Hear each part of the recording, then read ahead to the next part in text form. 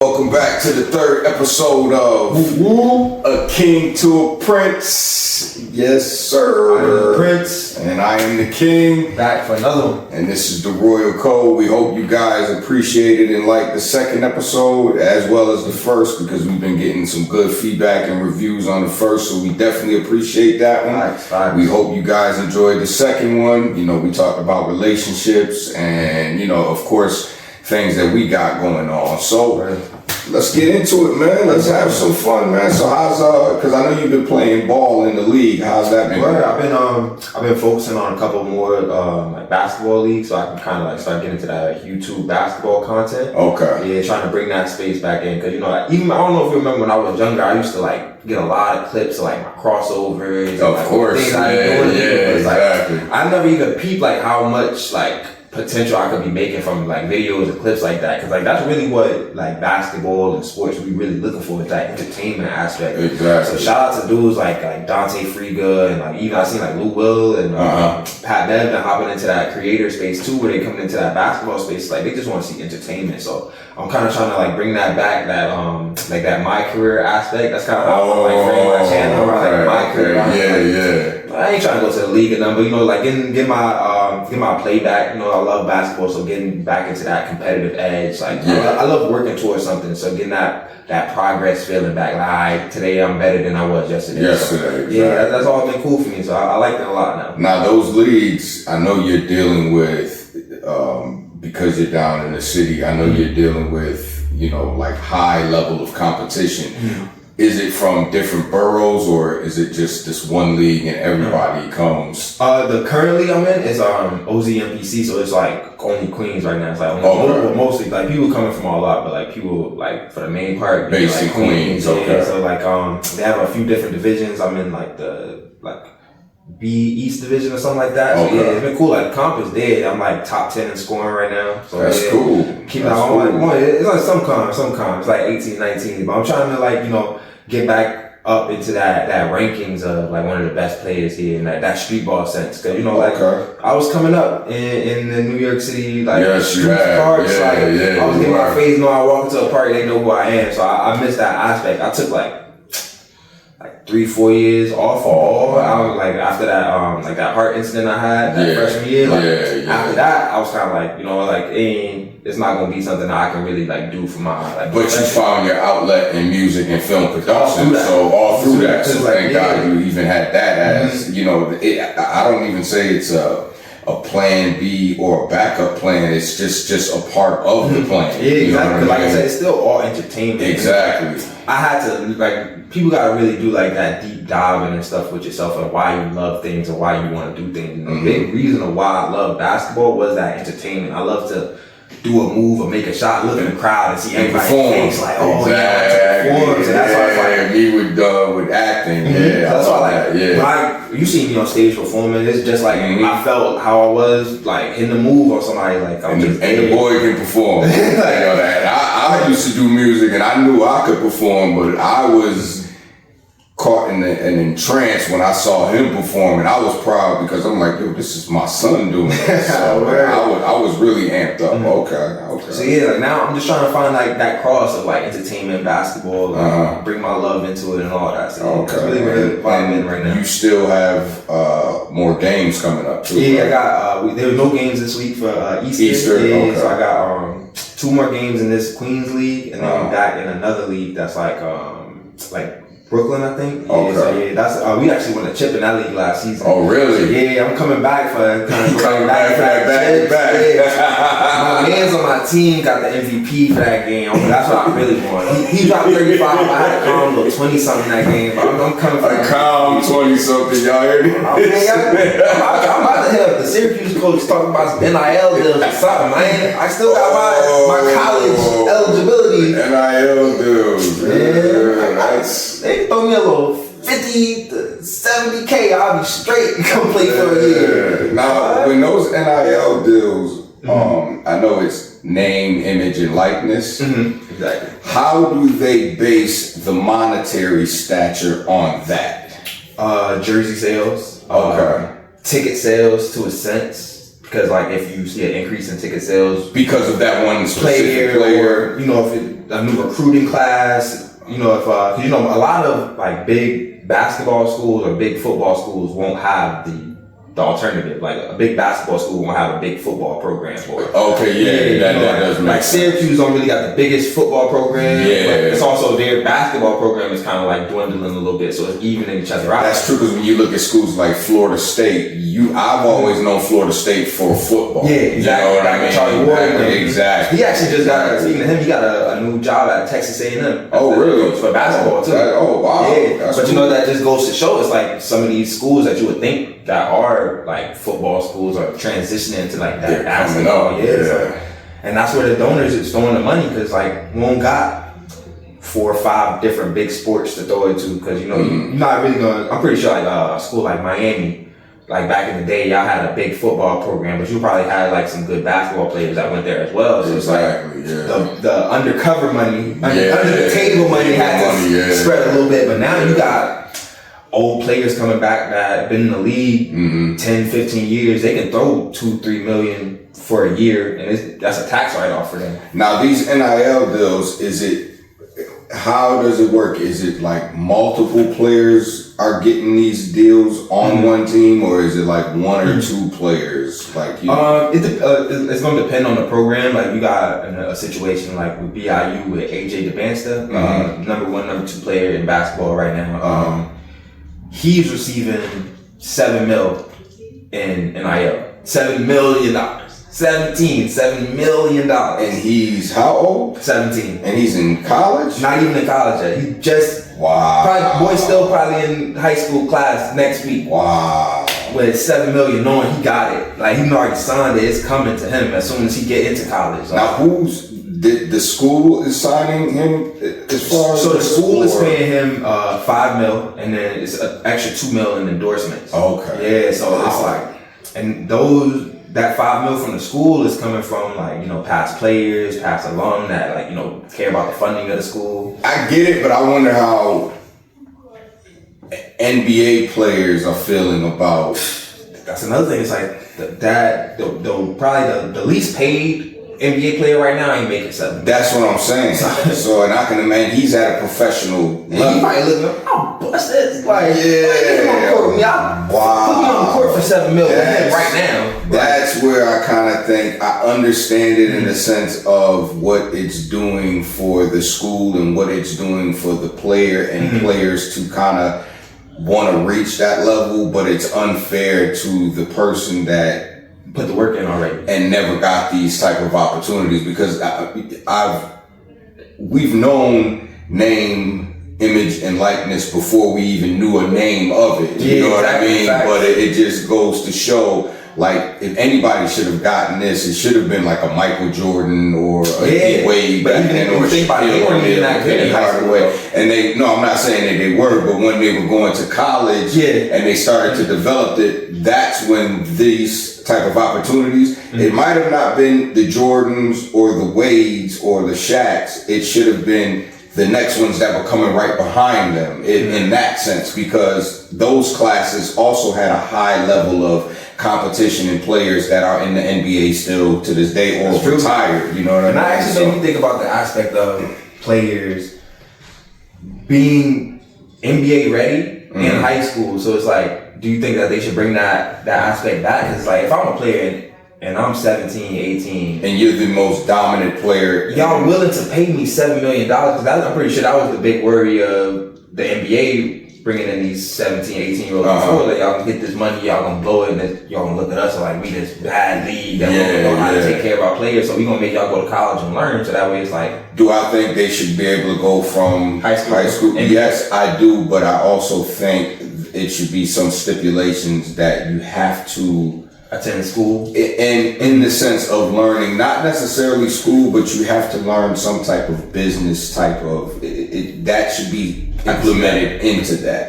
Because like you said, then what starts to happen is you start look at the NBA as they're just reckless, and the NBA is a business. Yeah. So if you're investing this into this player, that should be implemented into that contract. You have to learn some type of business. You have to, it could also be stipulations where you're not allowed to touch a certain amount of funds until this certain things aspect. I think if you do that, what'll start to happen is that person, whether it's 17, 18, however, they will learn to budget themselves, because it will be like, okay, yeah, I can get a car, I can live off campus, I can go out and do things like this, but I know after a month, that money is going to run out, or after 3 months, you know, if they give them like a 3-month budget, after that runs out, because you know, money in your pocket, you'll burn it fast. We all do. There's adults that do that. But if you know, okay, once I burn this up and I'm not going to get that next quarterly check until 3 months from now or 4 months from now, you're going to budget the way you spend that money, because then you're going to start looking at the everyday spending, your budget, the food, you know, having to take care of your clothes, having to have gas, things like that. You're going to look at it like, you know what? No, I only have like $1,000 and I still got a month and a half left. How do I budget? Now you get food provided for you. You got the room and board even if you're living off campus, because I'm sure you've already paid that, or that's getting paid for you. You're going to look at, okay, that's just my spending money. You can either do it wisely or frivolously. And if you go out there and you just start throwing money just all over, then you're going to have to sit and wait for that next money to come in. And if you are continuous with that pattern, that's going to just show you like, wow, when I do get this type of money thrown to me, I'm just going to be foolish with it, you know. Because you are doing it with a smaller amount. So wow, $7 million. I didn't know they were giving deals out like that. Do you think that, let's say if you was playing sports at that time, do you think it would like diminish your motivation to maybe get to the next level? It would, in a sense, if I saw that. Especially if you coming from, let's say you coming from a poverty-stricken environment, and like you getting this $7 million thrown at you right now. You still looking like, I gotta go get more? I would look at it, I'm gonna go get more as long as I can continue to play and I'm healthy and I'm stable, I will do it, but I will also look at other avenues. True. Now, if I'm looking at other avenues, and I'm talking about positive avenues, and I'm putting my money and investing my money into things that are going to increase that money, if that's moving me towards that direction and it's gearing me and I see I'm good at it, I may become faint with really wanting to play. And then now if I get injured and I can't play for a year, now my focus is really on this. Now what may end up happening is I may go even harder on my education, but educating myself on this. I'm going to learn as much as I can about this topic or this subject or whatever I'm investing in, so I can look at, okay, I'm 17, I'm 18, and you give me $7 million. By the time I'm 21, I'm trying to figure out how I can flip that and double it. How I can go now 14, 15 million. And then I'm going to look at it if in another 3-4 years, how I can triple that. So if that's what it's doing, you think there's some NBA players that may have made $10 million in 6-7 years, whereas one player made that in a year. You know, so if a person that's 18 and by the time they get 25, they're sitting on like 25 million, and they know in the NBA they may not even make that. Would you want to keep going as hard as you could? You're going to look at like, I've already tripled my money within 7 years. What's going to happen in 20 years? I could be dang near 100 million there by that time. That's so it's like juniors and seniors and super seniors going back to get that NIL bag, because you don't know if you're going to go to the NBA. If you go to the NBA, it's not going to be a $2 million contract. You're going to be on that minimum $550K. Or you could just went back to school, been the man on campus, have everything, got your girls, got your everything. Boys, whatever you want. Cars, jewelry, whatever. Now, let me ask you, are there some NIL deals that go bad or go wrong? Yeah, you have instances actually with Limanova, Nico from Tennessee. He's a Tennessee quarterback for last year. He was making around $2 million. Had a great season, like one of the best quarterbacks in the nation. Started asking Tennessee for $2 million. $2 million each. $2 million extra. So and he's already got for 2 mil. freshman year, I wanted 2 mil, but I played so good. Sophomore year, I wanted 4 mil. Like he didn't think, and I don't think NFL crosses. Shout out to Nico.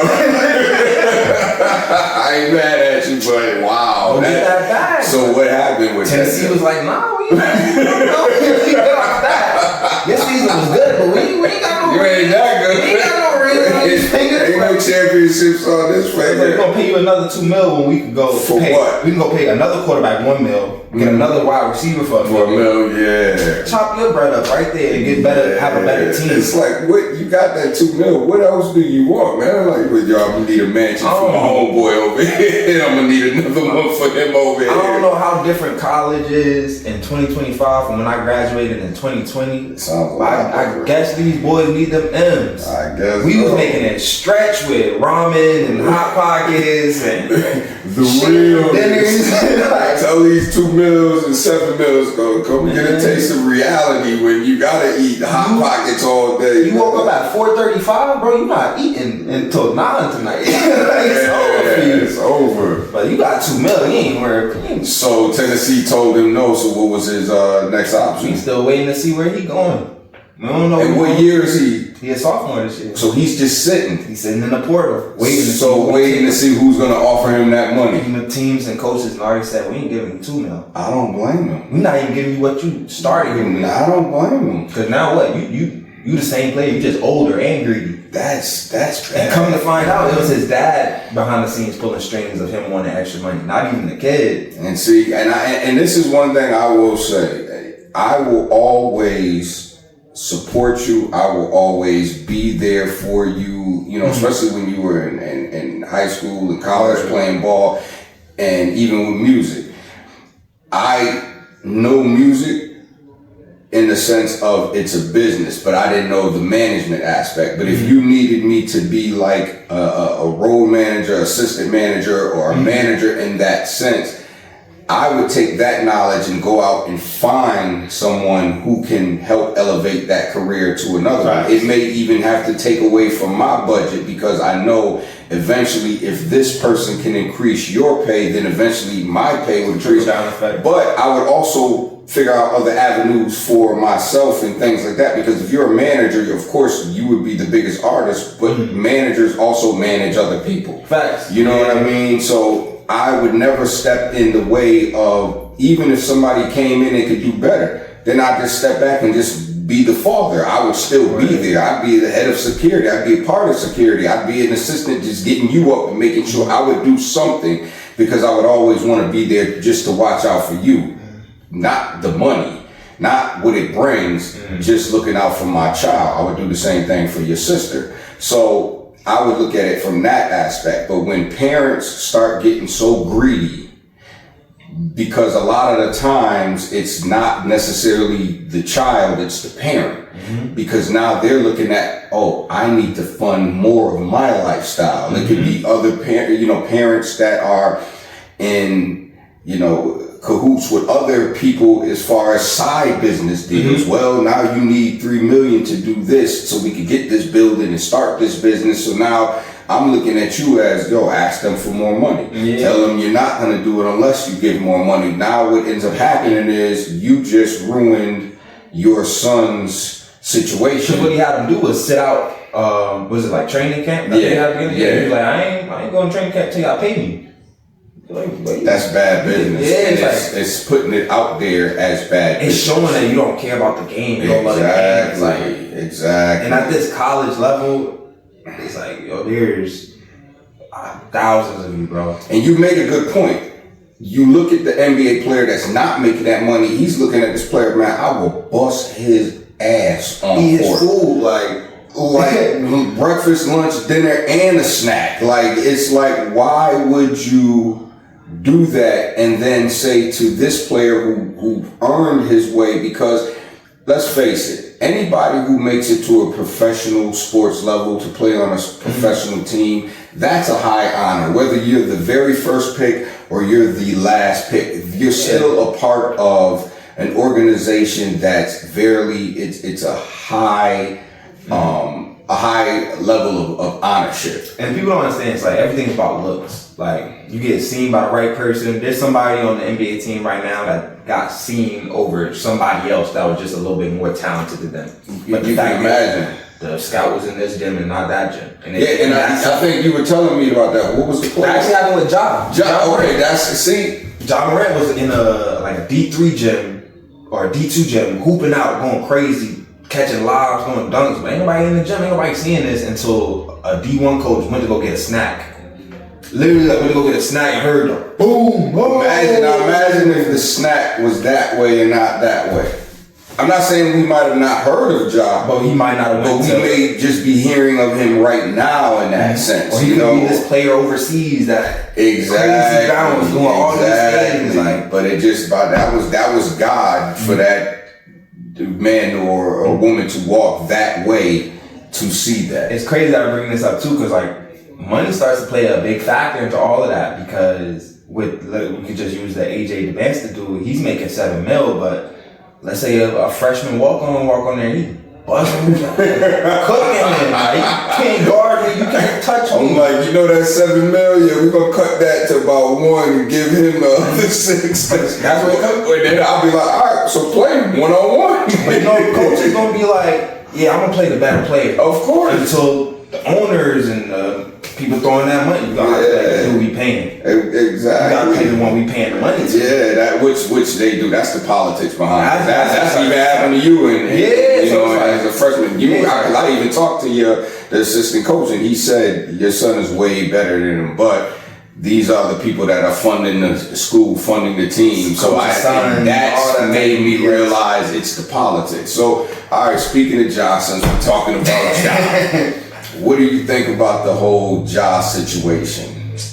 The gun, not the first, not the real incidents, but him with the Buddy Hield situation, and then his response with the grenade. I think he's getting one of those reps in the NBA. That like a Draymond or a Rasheed Wallace, Isaiah Stewart, like not necessarily maybe that aggressor, but we gonna look at the things that you do a little bit different. Okay. Because even Buddy Hield was the first one to like shoot at Ja with the gun on the 3-point, and then Ja kind of like, I'm on some self-defense, like I'm getting right back to you, so it's nothing.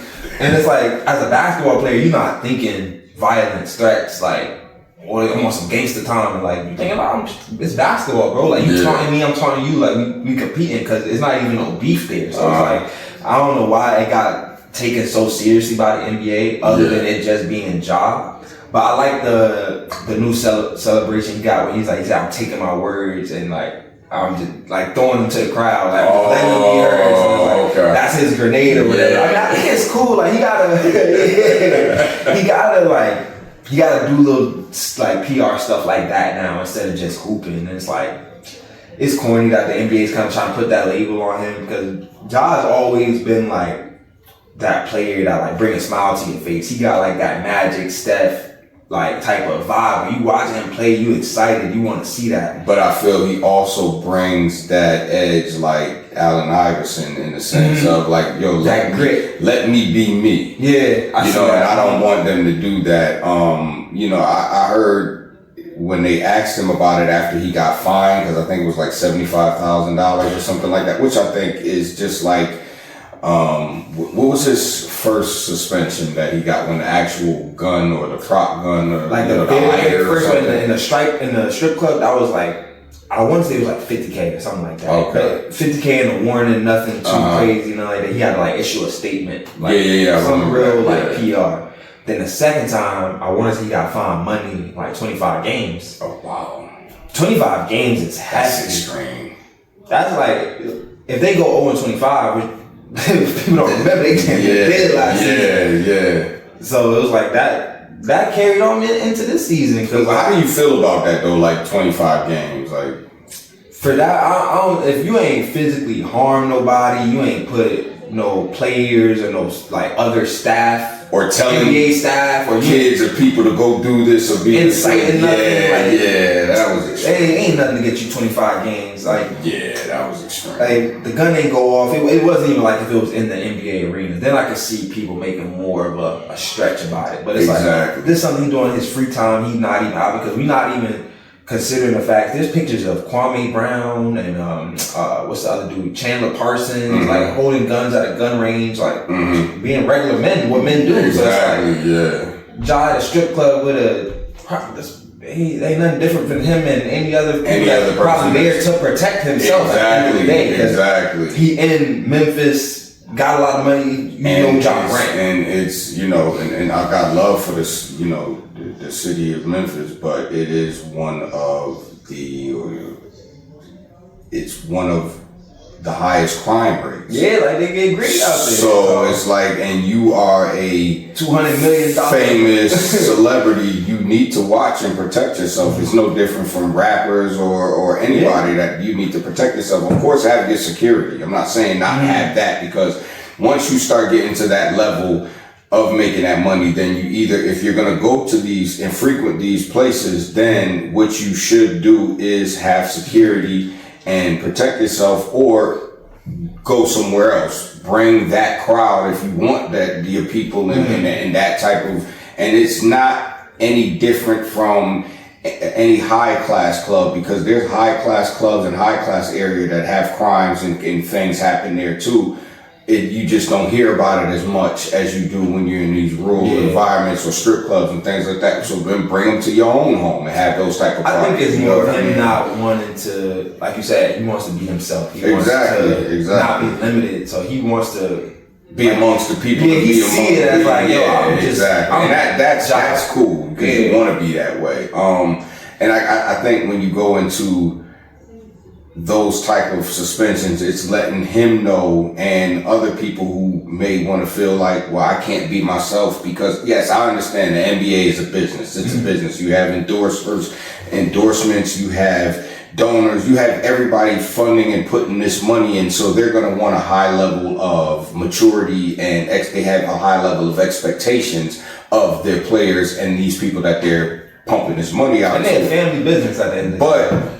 You know what you're getting into. You know the grit of playing basketball. Yeah. It's not like golf. It's, you know, this is basketball. You go to any basketball court, whether you're in the richest of the richest neighborhoods or the poorest of the poor, somebody's getting elbowed, somebody's getting bumped, somebody's having an argument. That's the sport. You wouldn't have enjoyed or watched the sport if you were just looking at it, well, you know, this is like, they're not machines. These are people. So, you know. Oh, that's a foul? Okay, you can have it. Exactly. Yeah, like, I apologize. You know, so it's not like that. So it's like, if you're putting this money out there like this, then you should know this is what you're going to get. You're going to get a high level of competition. You're going to get some ego with these people, and you just have to deal with that. So when you start sending a message like, well, you can't do this, so we're going to fine you from like this. And, you know, and I heard his comment afterwards. He was like, you know, he don't care. He's just not going to let you do that and make me feel like I can't be me. And I was watching something, it's on FS1 Sports, I think that's the name of it. And Joy Taylor, who, you know, I think she's a very dope commentator. I think she's a dope sportscaster. She said something that was so real, and I respect it. She said it's the hypocrisy to hold him accountable, but yet you're not holding America accountable for the gun laws that we have and what's going on. So it's like, okay, all right, we're going to be hypocritical towards Ja, but, you know, if these people, there's people shooting up schools and doing things like that, and the laws aren't even going after them, and then what is the NBA saying about it? They ain't had no type of. It'd be the players that take that step to raise awareness. It should be the NBA, Adam Silver, and all his people. They should be saying that. But you know, it's like, oh, it's okay for that to happen. Oh, but now you're doing it. Now you're representing us. No, America is all of us. So don't hold him accountable and not hold and of course, I'm not blaming or saying Adam Silver is in charge of making these changes, but have a voice. Yeah, it's like voice out against that. You know how powerful a voice the NBA is in America. Of course. COVID happened. First thing the NBA is shut down. Everybody was like, oh, it's real. Everything. It's real. The NBA shut down. They created the bubble. For real. It's like, yo, y'all got enough motion, enough power to. Man, LeBron James come out and say, I don't want no more guns, all of his fans with guns, they be like, you know what? King James, go James, you got it. Yeah. It's like, the NBA know how much power they have. It's like, come on, you can't, like, you know, and I think about it, that bubble now, when they had that bubble, that's where you start finding people 25 games, well, not necessarily the games, but you could, in that sense, it's like, okay, you are bringing in people from the outside that can get all of these millionaires sick, and then their family sick. Yeah, you are getting suspended 25 games, or you are going out and bringing food and things like that where you shouldn't. Where we provide everything for. Okay, now I am going to fine you 75 to 100,000. If you are doing that, then I would say any NBA player that goes against those rules just because they want to have fun, you a fool. Because you now you're not only exposing yourself, you're exposing me, you're exposing my family. So now me as an NBA player, I'm gonna be ready to go at that person. Because now you're being disrespectful not only to the league, but you're also being disrespectful to me. I'm not gonna let you do that. But again, like you said, Ja didn't go to the extreme where anybody got hurt, and you know that's why I can appreciate when Joy said that. Now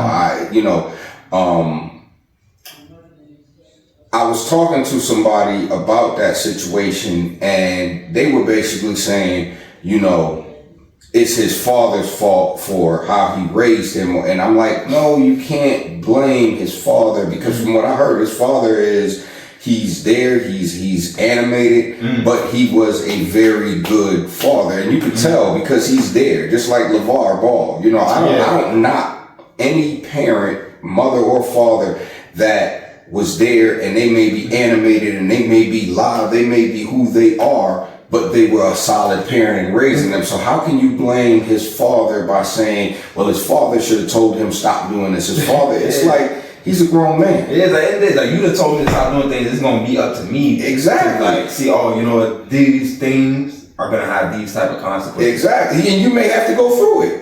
And then maybe it's like, well, you know, I told you I'm gonna be here for you, but I get it, because I know my mother has told me plenty of things. Don't do it. And it's like, all right, go through one ear, not the other. Until you see what I realized, like, I should have listened. Yeah, like I should have just listened. But you know, so blaming his father, I think that's because like even when people was trying to blame LeVar with the whole Jello still in the sunglasses thing, it's like, you know, they kids, and at the end of time, at that age, you becoming your own man. Yeah, of course.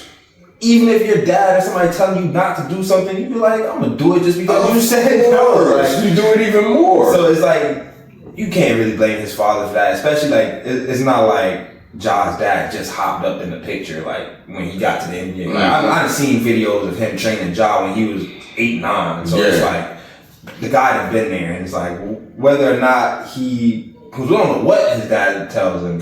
His dad may have told him, listen, don't go out there with that gun. Don't go out there doing this, doing that. And it could be like, yo, I hear what my father's saying. My father knows who I am. I'm going into this environment. I love you, Dad, but I'm going to protect myself. And I get that. And that too, and it's like, we don't even know the relationship they got to, like, Ja's dad probably ain't know none of that until we found out. Exactly. He could have seen it on TV. Well, on that note, it's been another good episode. I am the King. I am the Prince. This is the Royal Code.